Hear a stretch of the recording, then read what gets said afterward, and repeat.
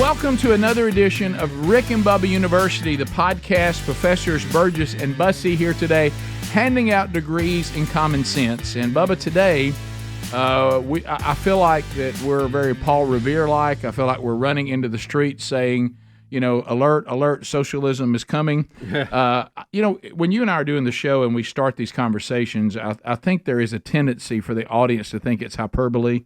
Here they go. They're conservatives. They're exaggerating the state of the left right now, and these things we shouldn't be concerned about as we grow our central government, et cetera, et cetera. Well, one of the examples that you and I bring up all the time is Venezuela. We look at what at one time was a powerhouse, the oil supplies and petroleum they have there, wealthy country, and the socialists took over, and the rest, as they say, even as we sit here talking, it has turned into chaos, and the people of Venezuela have paid a horrible price. Francisco Marquez is our guest today. Francisco, welcome to the Rick and Bubba Show. How are you today? Doing well. Thank you so much for having me on the show, guys. Really, really appreciate it. Well, we wanted to literally go to the horse's mouth here and talk to someone who had been there, done that, lived that. I had friends that worked in Venezuela in the oil industry, and I had heard stories of how it was and then how they had to literally escape in the middle of the night. So tell us a little bit about the political environment in Venezuela today, and how did you get there? Yeah, I think that's a great question. I think first and foremost, to add a little bit of context on Venezuela, right now in Venezuela, all the democratic movement is fighting for their lives, right? Yeah. And the reason we got here is because in 1998, Hugo Chavez was democratically elected. He was a leftist military man who, promised all these great things, but throughout the last 25 years, he implemented all these terrible policies. He used democratic institutions to undermine democracy. He held all these sham elections. He banned candidates. He imprisoned people. He tortured people. He made best friends with all these guerrilla groups. He used the biggest oil company in Venezuela, which you mentioned, to help drug traffic. And that's why a lot of the people right now in the regime are indicted for drug trafficking. And then his successor, Nicolás Maduro, made things even worse. And it's really been the last decade where there's been a huge increase in tortures, in political imprisonments. Just to give you an idea, over the last decade, there's been over 14,000 political prisoners. Wow. We're talking about hundreds of people tortured, thousands of people being disappeared. This is one of the most brutal dictatorships in the Western Hemisphere at this point.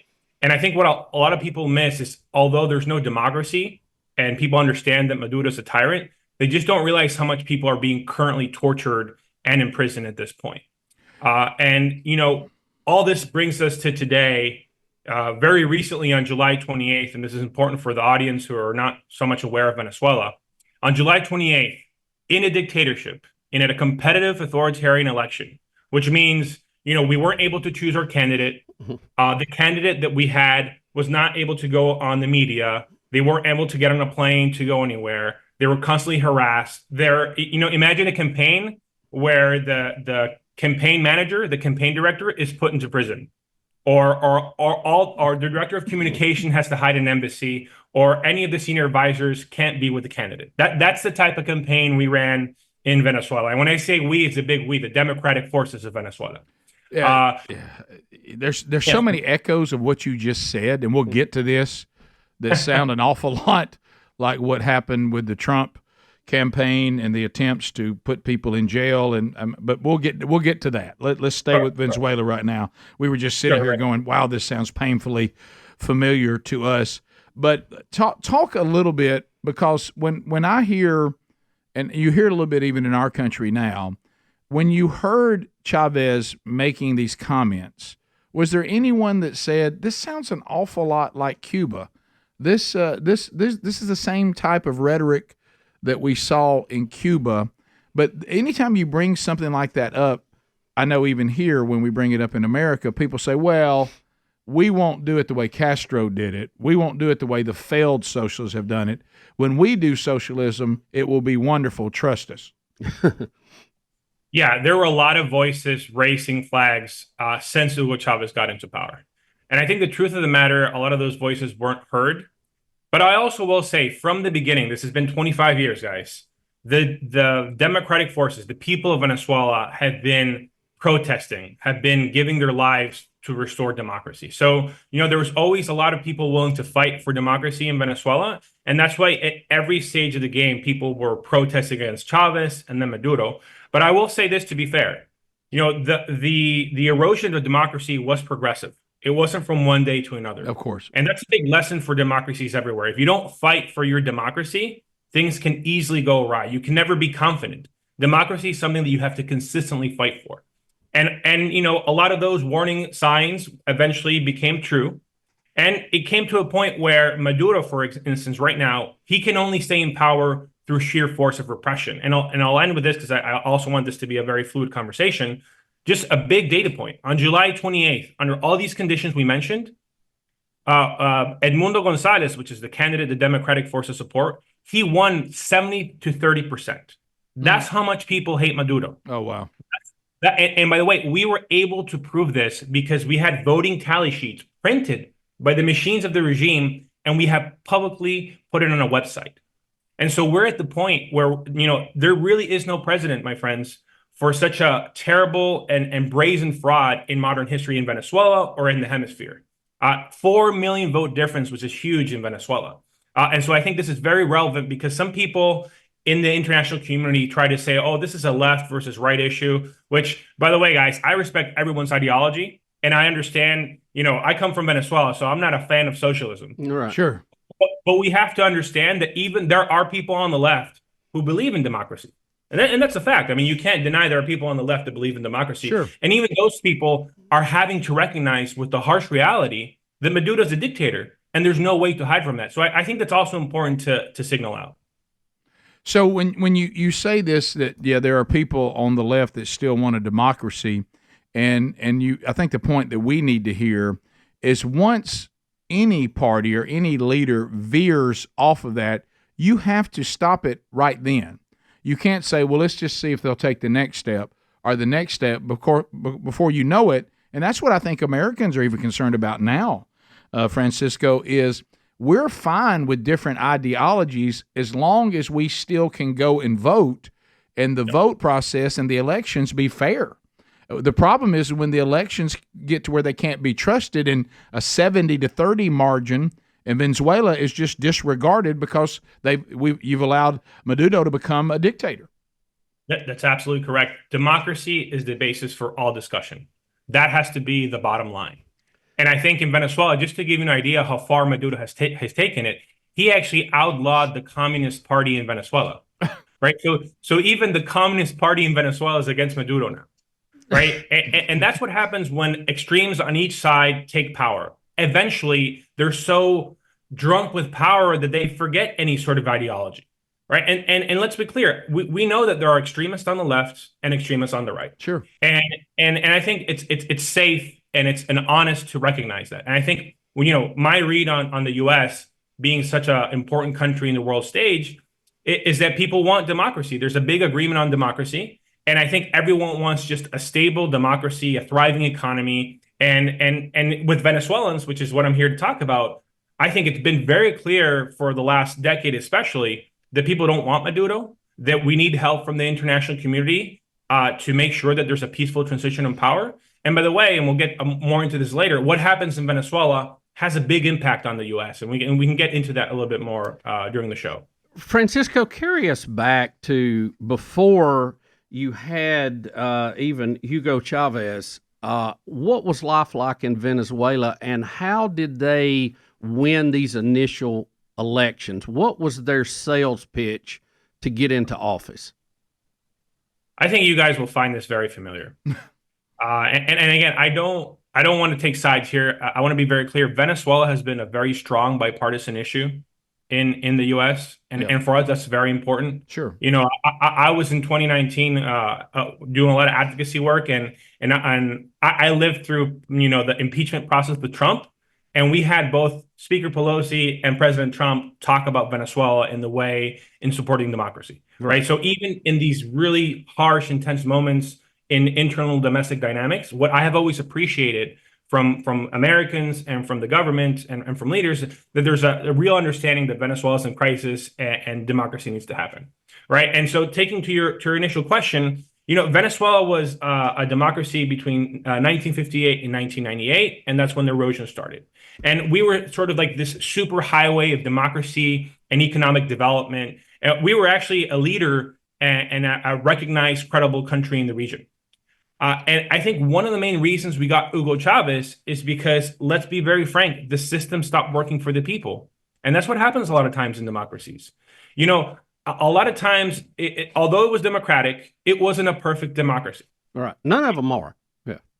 Right. And so sometimes when institutions stop working for the people, so for example, even though there was democratic institutions, poverty rose. There was huge inequality. People were angry with the two-party system. Right. I'm saying that sometimes rings a bell. And so what happens when democratic institutions go into crisis, if they don't reform, they're very vulnerable to populists taking over.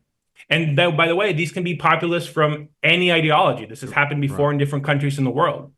And so what happened was Hugo Chavez represented this sort of avenger figure saying, I'm here to avenge these oligarchs who are taking everything from you and are creating this inequality, and I'm here to avenge you. Right. And so in Venezuela, what ended up happening is people gave Hugo Chavez willingly their vote to this really strong military figure that completely destroyed every single institution in the following, decade or 12 years. And unfortunately, although people raised the alarm, it wasn't enough to stop Hugo Chavez. And I think it's very important to remember that when democracy is no longer working for the people, it's not creating, new jobs, it's not creating social mobility, it's not creating education, it's not creating a thriving economy, people a lot of times question the system. And I think when the system doesn't reform, that's where it can get very dangerous. We'll come back. We'll continue our conversation with Francisco Marquez when Rick and Bubba University, the podcast, continues right after this.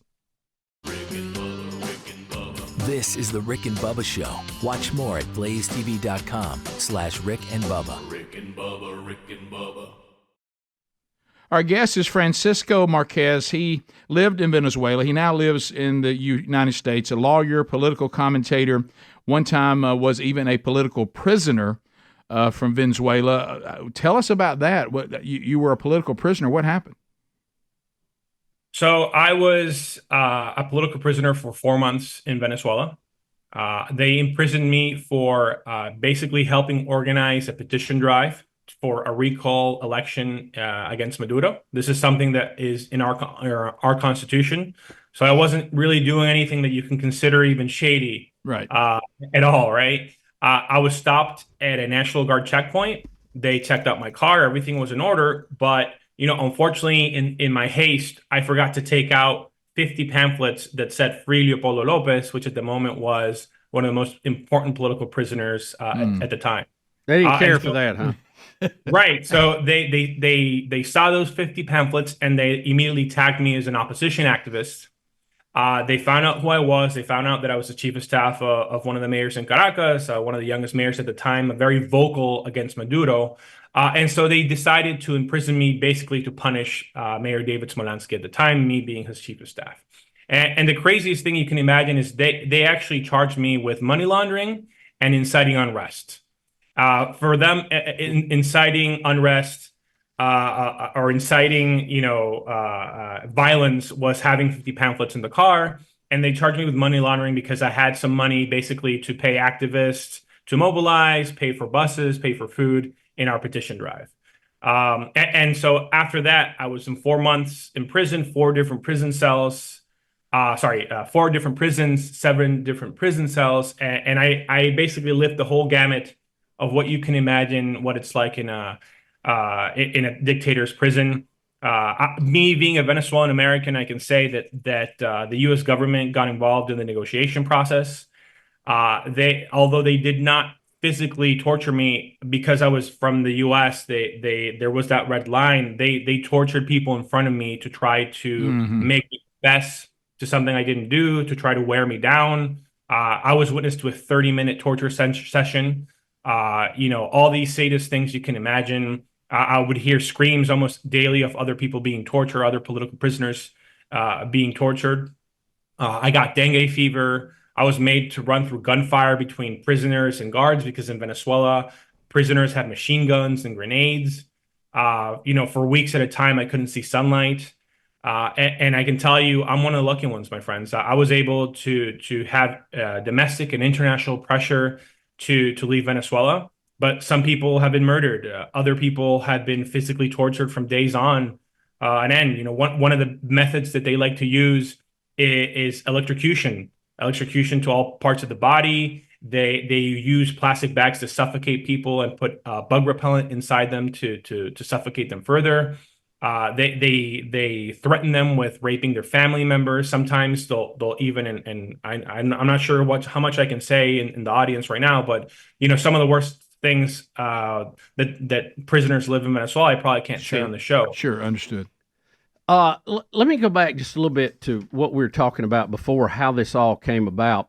I know that Hugo Chavez, one of his big selling points was that the country was being ripped off by the oil companies. Mm-hmm. And as he ran the U.S. out of there and their investment there and nationalized a lot of those refineries, was that true? Or what was the case there? And it sounded to me like what you were talking about was a case where the middle class was disappearing. You had rich and you had poor, and a lot of times these dictator types go in and they sell the poor on the idea they're being ripped off and that we need to fix it. And then when they get in, it only gets worse. But how did that initially, I want to go back to that again, how it initially started. Absolutely. The big promise of Chavez was that he will make things better for 85% of the population that was below the poverty line at that moment, right? And he promised social justice, and he promised all these economic developments that he never delivered upon. And what he did first and foremost, and we want, and we can get into the nitty gritty of these socialist terrible policies. So big expropriations, right? Taking all these big productive lands under the guise that they're owned by these rich guys that don't care about the people, and he expropriated them. Except when the state took over because of mismanagement and corruption, all the production went down. Sure, right. So in Venezuela, that's one of the reasons we had people go hungry. That's why we have a complex humanitarian crisis. It was so crazy that, for example, he expropriated all these coffee makers, right? Now, explain that word you're using to everybody. Yes, expropriate. I'm sorry. Maybe I'm translating here. It's when the government takes someone's property through a quote unquote legal procedure, and the government's supposed to pay that person the reasonable price. Except in Venezuela, really, it's more like a confiscation, if that I think is the right word. Of course, basically. Chavez confiscated all these lands, all these properties, and completely destroyed the productive apparatus of the country. Right.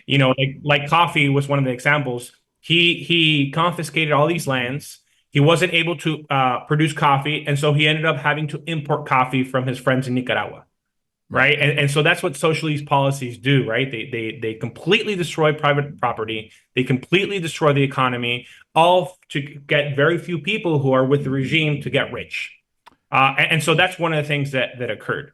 And now, when you talk about the oil company, I want to be better at responding directly to the question. Chavez took an oil company, PDVSA, that produced 3 million barrels of oil a day. 3 million. And through Chavez and Maduro's policy, it went down to 700,000 barrels of oil a day, right? That's how much he destroyed the oil company apparatus through more confiscations, through firing over 16,000 workers because they were quote unquote opposition, completely destroying the technical staff, and then handing over the reins of this oil company to known and indicted drug traffickers and to the corrupt cronies in the military who continue to try just extract as much money and mismanage the oil company. So when you have something highly technical like oil production, and I mean, you're talking about pumping it out of the ground, processing it, you guys did it all, but you had foreign investors, you had some of the big oil companies from here, you had some homegrown guys, and these were high-paying technical jobs, right? Absolutely. It's crazy. One of the things, an ongoing joke, unfortunately, with foreign oil companies is that they would say they're actually thankful for Chavez for firing all these people because the foreign oil companies absorbed all this talent from Venezuela, like in Canada and the Middle East right, and all these. Right. And he also, as you mentioned, kicked out a lot of the U.S. companies and other companies that were there and traded them for, their typical allies in China, Iran, and all the typical Russia, the typical cronies of dictators right. that like to exploit Venezuela, unfortunately. So when an oil company goes into Venezuela and they make this investment, which is large to begin with, how do they? And I'm sure every one of them is done a little bit different. But do you know what kind of lease they pay, or do they pay on the oil that's coming out? What was Venezuela getting from that? And how? Again, I'm trying to see how a system that worked went into the ditch. Yeah, I think the biggest reason it went to the ditch is one, the percentage of ownership within certain projects in the oil industry completely changed, right? So basically the state had a majority ownership. They tried to get more percentage, so it made it less of an incentive for these foreign oil companies to continue doing what they're doing. Right. A lot of them, by the way, remain. I think there was just a big shift probably in 2007, 2008, where, a lot of these complications occurred. So the oil companies had to leave and they weren't properly compensated. But I think the main factor really is just imagine in an oil company firing 16,000 people Right. and then having to replace that, right? That was one of the big reasons. You could actually sort of graph it out on a chart. And then let's not forget, and this is sort of hard to understand, the state-owned oil company was complicit in actively conspiring to traffic cocaine and drugs. Sure. So, for example, the airplanes of the oil company were used to traffic drugs. The oil rigs were used to traffic drugs. And so, when you have an oil company actively involved in drug trafficking, obviously it gets destroyed and the oil revenue goes down. And foreign oil companies don't want to be involved in that unless there are certain exceptions. And again, we can get into that a little bit more, what's going on right now. Yeah, I mean, both of you have just laid out the thing we keep saying over and over again.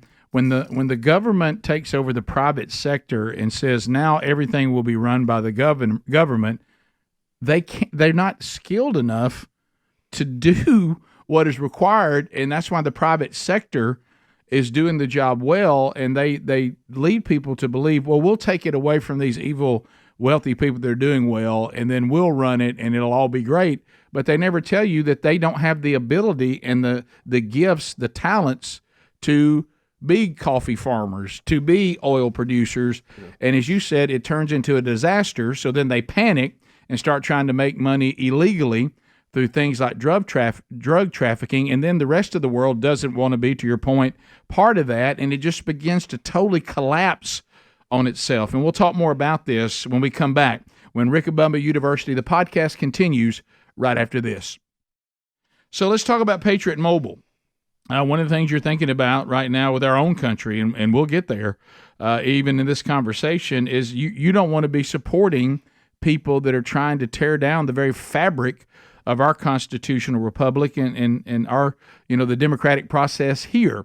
But you think, well, I don't have any choices. Well, you do, because Patriot Mobile is available, and you have access to the exact same service you have with other wireless providers that are trying to, they're collapsing to all the demands now of all the different woke organizations. And you're like, I don't want my money supporting that. I want to be, supporting the First Amendment, the Second Amendment, the sanctity of life, our military, our first responders. Well, with Patriot Mobile, you will. They operate on all three major networks, and they back their service with a coverage guarantee, and their customer service team completely U.S.-based. So you do have a choice. You can keep your number if you want, your phone, or you can upgrade. Just go to patriotmobile.com/RickBubba. Just put our names together or call 972-PATRIOT. You get a free month when you use this offer code, RickBubba. You do have a choice when it comes to your wireless service, and that choice is patriotmobile.com/RickBubba or call 972-PATRIOT. So we're back with Francisco Marquez, our guest. He has been on the front lines of what's happening in Venezuela. He's here in the United States now, even was a political prisoner recently with the latest election that seemed to go against We call him here Maduro, but I'm hearing you saying it. We have that name wrong. It's Maduro? Maduro. You're saying it in a way. I was like, are we? I know we haven't been saying this right, but I guess it's just our accent. I think we're saying it right. We drag it out. We just don't have the proper accent. But anyway, he clearly loses. We've talked about all the disaster, and just is staying in power. Is using a strong arms, and one of the things that they do, and I actually saw this because I've been involved with some pastors in Nicaragua. And of course, while we were there, we watched the government. Whenever they want to strong arm, they'll use these cartel groups, and they just pay them money and let them live the way the ruling class lives if they'll go out and do their dirty work. And that's going on too, right? Absolutely. And thank you for pointing that out, because some people only focus on, for example, the official state police or the National Guard repressing. But for example, in the last 2 weeks, we've had 23 assassinations. Wow. For people protesting their legitimate right. And those 23 assassinations, the vast majority have been done by these regime armed groups, who a lot of them are, to not say all of them, are involved in this criminal activity. Because they realize, by the way, that the military and a lot of the security forces, they have families, they have moms, they have sons. They're not happy. In fact, when we looked at the results, and this is why the election was so important, in the voting centers where military personnel voted, Maduro also lost. The military and a lot of the security forces, the vast majority, are also Venezuelans, and they're against Maduro. So they have had to rely in these armed criminal groups in order to directly repress the communities. And as a result, we already have 23 assassinations and over 2,000 arrests just in the last 2 weeks. Right? I talked about 14,000 arrests in a decade. They've done more than 2,000 in the last 2 weeks. Wow. Because they've had to repress as much as possible the will of the Venezuelan people. Is there a peaceful way out of this? Yeah. We have seen some surprising changes. I think most notably when the Soviet Union fell apart, although they've rebuilt some of that to date. But we've also seen very violent situations where this had to end in a less desirable way, where a lot of people will lose their life. Is there a way that Venezuela gets back to being a free country and doing it without a lot of bloodshed? I think there is. That has been the main objective of the leadership of the opposition, Maria Corina Machado and Edmundo Gonzalez, these two great leaders. She won a primary with 90% of the vote. She wasn't able to run. She was banned. And so, she put her support behind Edmundo. And they have basically done every step of the way, try to achieve a peaceful transition. That's why we had so many millions of people vote on July 28th. At this point, we still believe that a peaceful transition is possible because there are going to be millions and millions of Venezuelans peacefully demonstrating. And like I said, we believe that if we continue the pressure inside and outside, there will be cracks in the security forces, and that will force Maduro's hands. That's really what's being worked on right now. And I can tell you, we believe that it's just a matter of time. If we continue the pressure, that Maduro will have no option but to concede, because our movement is peaceful, and we believe in nonviolence as one of the main tenets. And that's what we have been working for inside and outside Venezuela. A lot of times you have the leader of the military that will lead coups like this because they have the guns. Yeah, I mean, they are the ones that control the power. So a dictator will flee in that case. But a lot of times, if you will just get the military to stand down and say, we're not going to stop what the people's doing, that also can be a very powerful ally in your side. How is the military in this? I know you said a lot of them voted against him, but what about the leaders? Listen, I think this is a great question, and you guys have such clarity on how these regime works. The truth of the matter is there is a very small, top brass that is currently, at this point today, supporting Maduro. But they're having big issues with their, mid to high, middle, and lower ranks, because there comes a point in time where these cracks start to show. And they're already showing. A lot of them, we believe will be made public soon. And so I think that it's just a matter of making sure that the security forces support the Constitution and in the will of people. And I know sometimes this is hard to frame, right? The way we see it is if Maduro concedes, if Maduro is no longer in power, that would be really restoring democracy. The electoral coup was already done by Maduro and his cronies, right? They completely they did a coup d'etat on July 28th, but not recognizing the will of the people. That's And so at this point, really, if anything were to happen in the security forces, it would be restoring constitutional order in Venezuela. And I know a lot of times when the media would report on it, they'd say it's a coup. It's not really a coup if you're restoring constitutional order. And I think that distinction is very important at this point because Maduro has no legitimacy. Yeah, that is crucial because there was an election, he lost, and now he's not giving the will of the people what they voted for. That's not a coup. It's he's pulling a coup by refusing. He already did the coup. We're just trying to restore right, trying to get back where you were. But I think that's important. Like I know in East Germany, when the mobs were lining up against the Berlin Wall, and in the old days they would shoot them. Right. And the East German police force, backed up by the Russians, they just left their post. They said, we're not going to be a part of this, and then the people broke through, and it was basically over. I think getting the military not to get involved is as good or maybe even better than having them on your side. Absolutely. I think there are multiple ways that they can express that they are on the side of the people and the Constitution. And I think there's absolute clarity on that we just need them to let the people protest, to let the people continue to fight for democracy. And we'll see in the next couple of months that play out. And by the way, there's a lot that the international community can do at this point to help with this. For example, doing individual sanctions. A lot of these people, they think they're completely safe, right? So calling them, naming and shaming, and doing a lot of individual sanctions to them, because it doesn't make sense for these people to commit crimes against humanity and then their wife or their children can go to the U.S. without any issue, or to Europe, and they can have these big vacations.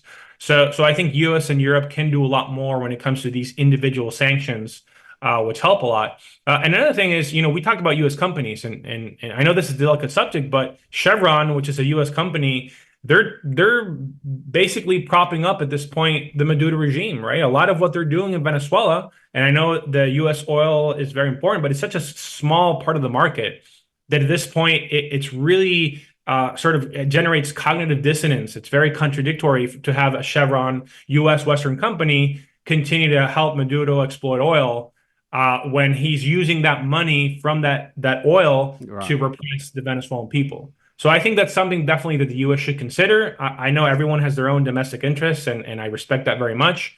But I think it's something that they should definitely revisit, given that how much of a little oil it really impacts the U.S. market, and how much Maduro's using that money to repress and finance torture inside Venezuela. Let me ask you this: as far as the people and the peaceful protesting, how much is social media playing into that? I know we had, I think the first time we really saw social media play a big role in that was the so-called Arab Spring that we had many years ago. Do you see, is organization coming through technology also now? So this was a campaign that was only driven by social media. Maria Corina and Edmundo, the two main leaders, they could not go on TV, radio, any other sort of media and communications. They were completely blacklisted.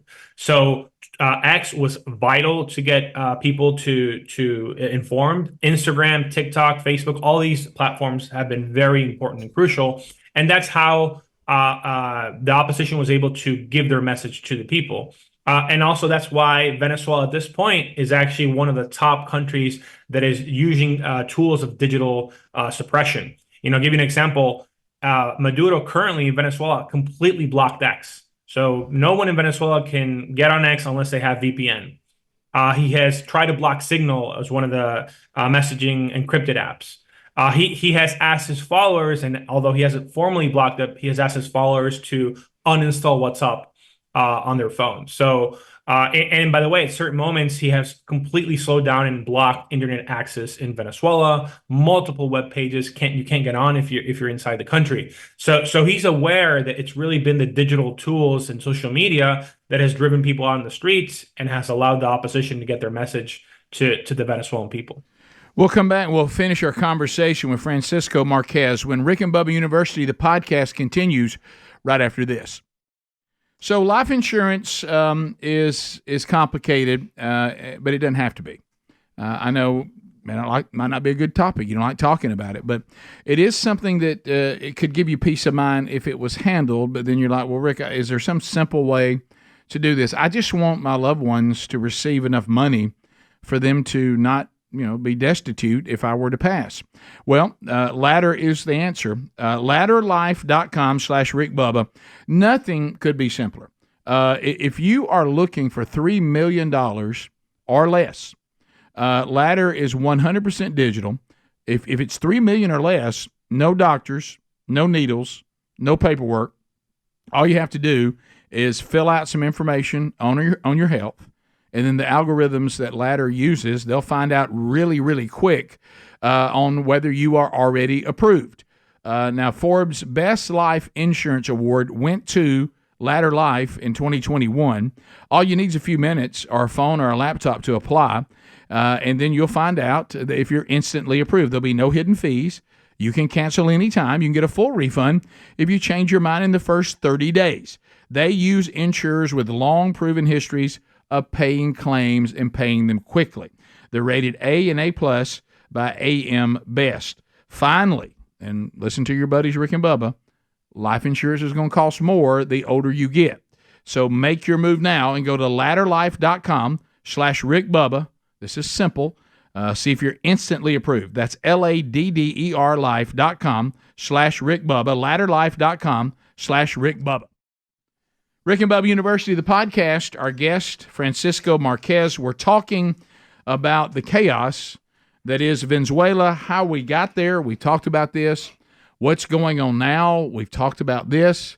And we've started to kind of scratch the surface on some things that could be done internationally. Francisco said, if some of the nations that want to see democracy return to Venezuela would just simply stop doing business with the current dictatorship, that trying to look for a nonviolent way. On that note, Francisco, there's other countries that love dictatorships and they don't want to see democracy come to Venezuela. Are they getting involved? Do you see any support from other countries internationally to try to keep him in place? Yeah, specifically from China, Russia, Iran, Cuba. I think that's another thing for the U.S. to consider. One of the main reasons this matters for the U.S., and again, thank you so much for the space, is that, does the U.S. want to have a country that cozies up to these big dictatorships, these enemies of the U.S.? We just don't think it's in their interest. All these drug trafficking that is done in Venezuela that goes into the U.S. market, all the money laundering money that goes into the U.S. market. This is not something that's definitely not in the U.S. interest. Not to mention that, it's expected that if Maduro stays in power, 2 to 3 million Venezuelans will leave the country and create this big pressure on the region. Already 8 million Venezuelans have left, creating the largest refugee crisis in the Western Hemisphere without a violent conflict. So I think these are very relevant when it comes to your question. And specifically, China, one of the worst things that China is doing is they have helped the Maduro regime with this facial recognition software, just like they did in Hong Kong, right? Dictators work together. So what Maduro is doing right now is that they're using Chinese facial recognition software. If someone protests, they see them on the video or in a photo, and then they go to their house and kidnap them and imprison them. That's happening right now in Venezuela. That's amazing, really. What about some of the other countries in the region? What is their political status now? Like, I know Nicaragua. We know their status. We know Cuba. What about Panama? Where is Panama right now? So actually, Panama has been very helpful in the sense that they have not recognized the victory of Maduro. Something that we are a bit worried about from the democratic movement is Mexico, Colombia, and Brazil. So far, they're usually very cozy with Maduro because they have some of the leftist ideology. Not so, by the way, with Chile. Chile, Boric, who is a person from the left, he has strongly condemned Maduro because we really want this to make sure that it's bipartisan and goes beyond ideology. But specifically, we're worried about Mexico because he has been a bit vague on whether he's going to recognize Maduro or not. So the fact that these people that are usually Maduro friendly, the fact that even they haven't recognized the victory of Maduro, I think is a step in the right direction. What we need them to do, though, is recognize the fact that there was a huge fraud, and everyone needs to pressure Maduro to understand that it's even in his best interest to make sure that there's a peaceful transition of power. And I think that's where we are at right now. If you follow the news, Lula just recently, the president of Brazil, said that there should be a new election in Venezuela. We think that's just unacceptable. The will of the people spoke. It's a 70-30%. Yeah. You can't call for a new election when the difference is that much. So we definitely don't agree with that. And Mexico, Brazil, and Colombia definitely should get on board and ask Maduro to leave. We have about 5 minutes. I want you to speak to America. You're here. You don't have to take a political stand. I'm going to ask you to do that. But tell me some things you see in America right now that we should be concerned about on the road that we're on. Yeah, I think that's a great question. I can tell you of someone who has been a big student of democracies worldwide and how they go in the wrong direction. I think one thing that works for all ideologies is continue to be involved as citizens. I think what happens a lot of times is that when people get disengaged from politics, a lot of bad things happen.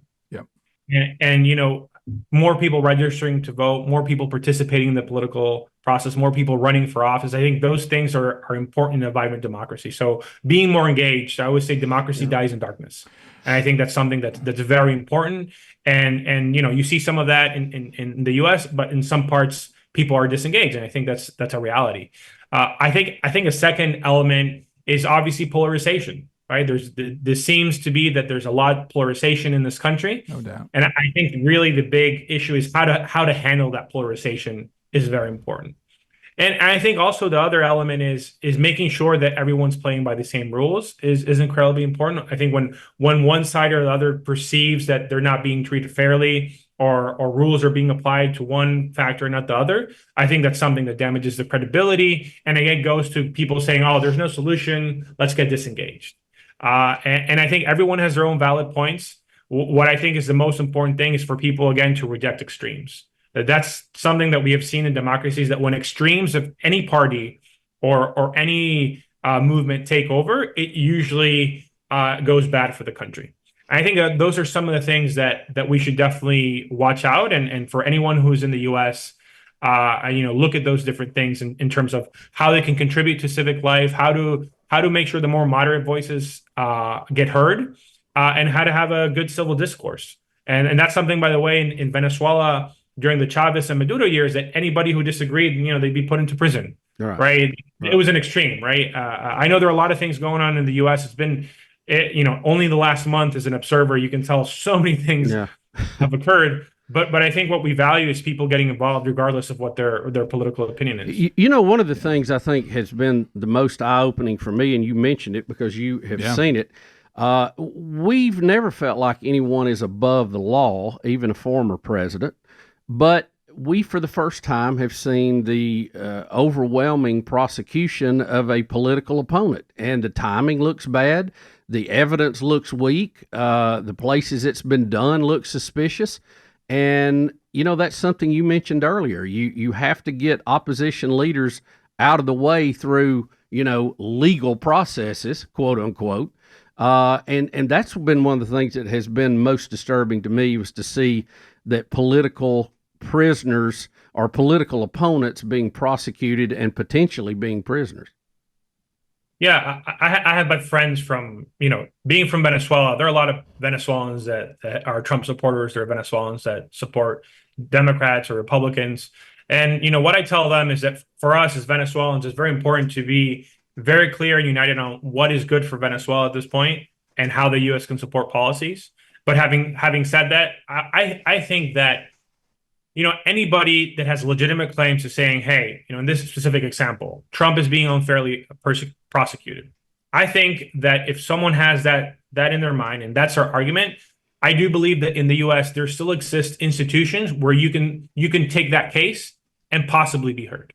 right? And there's a specific example. Trump took his case to the Supreme Court. The Supreme Court made a decision. Yeah. There are other cases that are pending, and there are a lot of arguments that have been made of why that's fair. Thankfully in the U.S., there's still a court system, whether it's imperfect, granted, there's still a court system that exists. So what I always encourage is anybody who supports different causes to use the existing institutions to take their case and demand that they work. I think that the big problem is in other countries where institutions are no longer a recourse, where people try to take different routes. I do believe still that the U.S. system, although as imperfect as any other democracy, still exists institutions where people can go and make their claim. And I think also that's an important debate to have. You may agree with me or not, and that's fair, but it's just my opinion on the matter. Understood. Francisco Marquez, thank you for your time today. It's been we stand with those that want democracy returned to Venezuela. It's just a wonderful people. And when it's run the way that where freedom rules, it's a wonderful country, and they have much to contribute, not just to the people of Venezuela, but to the world. So we're praying with you and for you, and thank you for taking time to be with us today. And thanks to each and every one of you for joining us on this edition of Rick and Bubba University, the podcast.